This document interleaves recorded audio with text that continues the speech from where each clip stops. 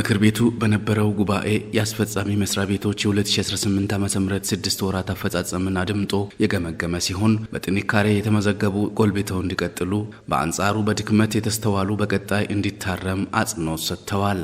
አርሶ አደር ማሰልጠኛ ተቋማት ላይ እየተሰሩ ያሉ ስራዎች እጅግ በጣም አበረታች ከወቅቱ ጋርም የሚሄድ ነው ብዬ ሐሳብ ለመስጠት ነው። የተለያዩ ተክሎችን እንጠቀማለን። ምርት ዓመት ከመጨመር አንፃር የዋናውና ሰብሎች ምርት ዓመት መቀመጥ አለበት የደረስንበት። ሌላኛው ጥሩ አደጋ የወሰድኩት መካናይዜሽን እርሻን በመለከት ዘንድሮ የተቀመጠው ጥሩ ነገር ወስጃለሁ። እጅግ በጣም ሊበረታታ ይገባል። ባለፈው በጋራ ስንመካከር እዚህ ውስጥ ተሰብሳቢ አለ፣ ተከፋይ አለ። እነዚህ መውጣት ያለባቸው አሁን እየተስተካከሉ የመጡም አሉ። 82.9 ሚሊዮን እንደ አሪዞን የሚሰበሰብ የኦዲት ግኝት የለንም። ስለዚህ ሪፖርቱ ይሄንን አስታርቆ ማምጣት ነበረበት።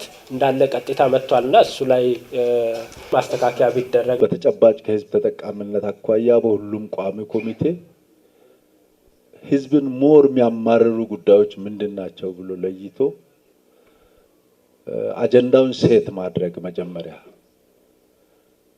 ከፍ ብሎ በይዘትም ባንገብጋቢነቱም ከፍ ላሉ ጉዳዮች ቀደም ተከተል አስቀምጦ ከህዝብ ጋር ከመነጋገር አኳያ ቀጣይ በደንብ ቢታይ። የአሪዞን ሽግግር ምክር ቤት ዋና አፈ ጉባኤ ወይዘሮ ስመኝ ተስፋዬ ለዞኑ ህዝብ ተጠቃሚነት በየደረጃው የምክር ቤት ውይይቶች በተገቢው መካሄዱን ገልጸዋል።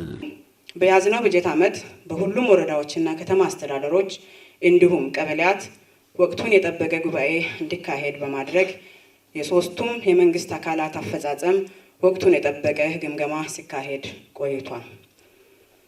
ምክር ቤቶች የውስጥ አሰራርን ለማዘመንና መዋቅሮቻችንን ተቀራራቢ የሆነ አፈጻጸም እንዲኖራቸው ከማድረግ አኳያ የምክር ቤቶች የጋራ ምክክር ፎረም በየደረጃው ሲካሄድ የቆየ ሲሆን ክልላዊ የምክር ቤቶች ምክክር ፎረም መድረክ አዘጋጅ በመሆንም በዞናችን ውስጥ እየተሰሩ ያሉ ልማቶችን በማስጎብኘት ልምድ እንዲቀስሙ ተደርጓል።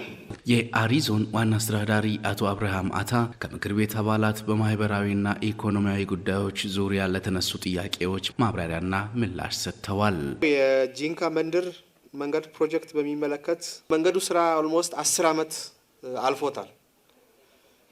ከዚህ በፊት ከአጀማመር አኳያ ጥሩ ነገሮች ቢኖርም አንድ የመንገዱ ስራ በተፈለገው ፍጥነት ያለ መጠናቀቅ ያለ መሄድ ችግር እንደተጠበቀ ሆኖ የመንገዱ የጥራት ችግርም አለበት። የከተማ ውስጥም የጎርፍ ቀጥታ ወደ አስፋልት ላይ የሚወጣበት ስራ እንደገና የዲዛይን ማሻሻል እንዲሰራ ኦሬዲ ከመግባባት ተደርሷል። እሱም ያው በትልቅ ሁኔታ ላይ ነው ያለው። መንገዱን አጠቃላይ ሲጨርሱ ከዛ ጋር አንድ ላይ እንዲጠናቀቅ ዳይሬክሽን አቅጣጫ ተቀምጧልና ያንን የመንገዱ ስራ እንዲያልቅ በዚህ ደረጃ እንዲጠናቀቅ የኛ ክትትል ለከተማ አስተዳደሩም ክትትል በጣም ከፍተኛ ስለሆነ የተነሳው ሐሳብ ትክክል ነው የሚለውን ሐሳብ ለመጨመር ያክል ነው።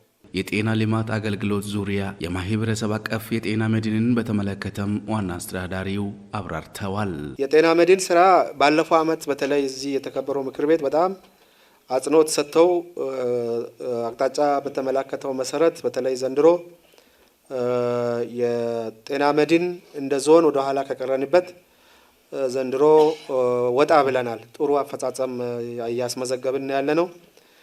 ያንን ይበልጥ ለማሳካት በተለይ የጤና መድን ስራው ቢሳካም መድኃኒት ከሌለ ከማህበረሰብ የሚቀርበው ቅሬታ በጣም ከፍተኛ ነው።